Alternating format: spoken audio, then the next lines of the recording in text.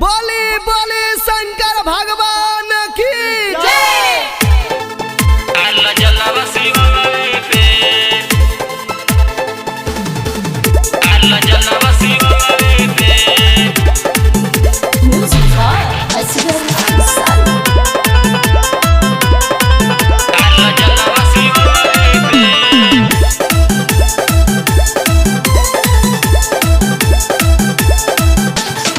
खत्म भइल कोरोना महामारी कैसे जइबू बाबा दुआरी। खत्म भइल कोरोना महामारी कैसे जइबू बाबा दुआरी।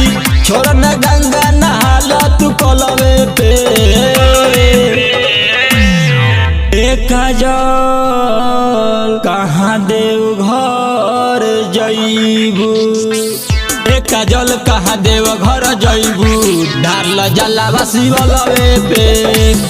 काजल कहाँ देव घर जइबू ढाल जलावा शिवलवे पे। काजल कहाँ देव घर जइबू ढाल जलावा शिवलवे पे।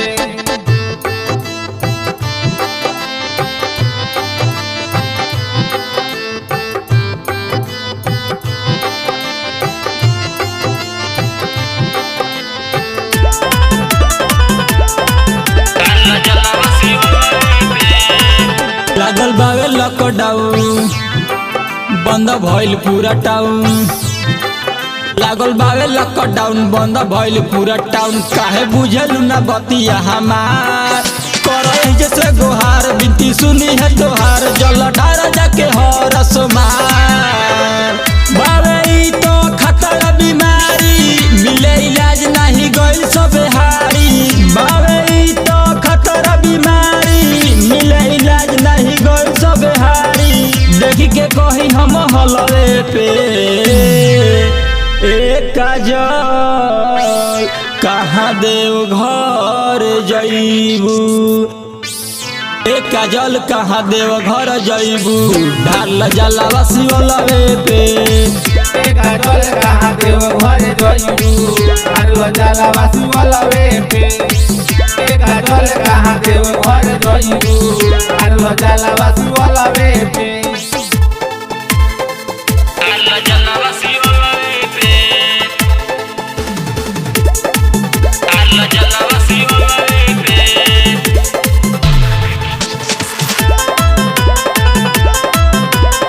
अल्लाह जल्ला शिवाय पे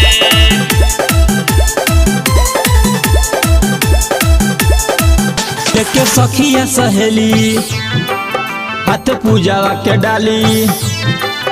देखे सखिया सहेली हाथ पूजावा के डाली। तू जा हाली हाली गोरिया जदि करबू तू लेट बंद हो जाई गेट। हम सच कहतानी गोरिया जनी जितेंद्र सूरज सूर्या ओइले चढ़ा के गाजा के पुड़िया। सोनू हल चल जैनी सूर्या ओइले चढ़ा के गाजा के पुड़िया। देखो ना गाँव के बगलवे से एक काजल कहाँ देव घर जइबू। एक काजल कहाँ देव घर जइबू ढाल जलावा शिवलवे पे। काजल कहाँ देव घर जइबू ढाल जलावा शिवलवे पे। काजल कहाँ देव घर जइबू ढाल जलावा शिवलवे पे। खत्म भइल कोरोना महामारी कैसे जइबू बाबा दुआरी। खत्म भइल कोरोना महामारी कैसे जइबू बाबा दुआरी। छोड़ न गंगा नहाला तू कलवे पे एक काजल कहाँ देव घर जइबू। एक काजल कहाँ देव घर जइबू ढाल जलावा शिवलवे पे। काजल कहाँ देव घर जइबू ढाल जलावा शिवलवे पे। काजल कहाँ देव घर जइबू ढाल जलावा